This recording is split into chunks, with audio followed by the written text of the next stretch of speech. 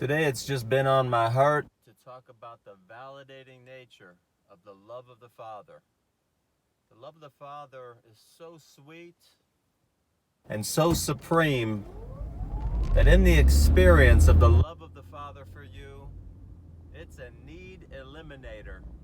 In the love of the Father, you have no need, no more. And so I was reading the verse of the day today out of Matthew 6, and it talks about when you give, do not let your right hand know what your left hand is doing, or left hand know what your right hand's doing, right? For your Father who sees you in secret, giving, will reward you openly. It's not about the rewards, and it's not necessarily even about the giving. It's not about what you conscientiously need to be aware of as you're giving. Oh, am I giving conditionally or not conditionally? It seems to be about that, but it's not geared towards you being overwhelmingly concerned about your heart motivation when you give. What it is about is it's about the heart condition when you are overwhelmingly basking in the love of God for you.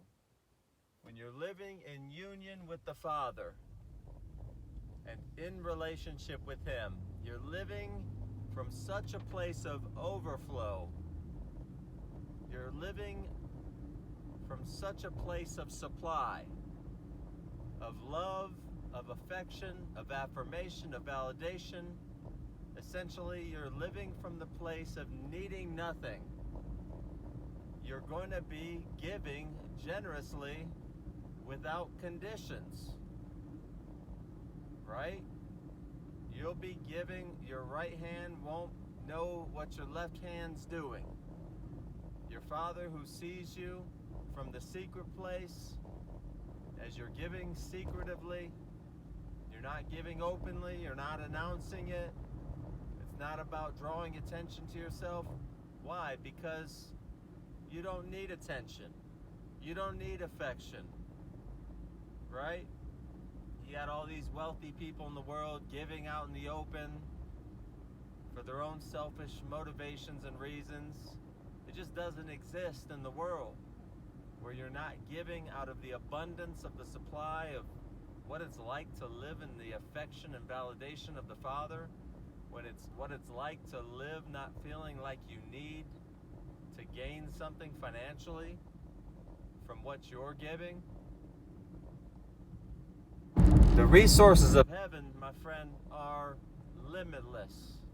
There's no way you could ever possibly outgive God. So I like to try to challenge myself to make a game of it. I want to try to outgive God today. That's my goal.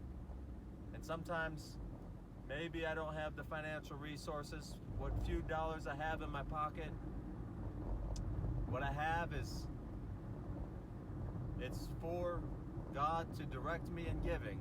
Nothing I have is my own. It's all His. So it's all subject to leave my hands immediately at any given moment. That's my heart condition. Nothing I have is my own. But what I do realize, the greatest thing you could ever give another human being is your wisdom, your knowledge, your understanding, based on your own personal experience. Now, I'm not a multi-millionaire yet.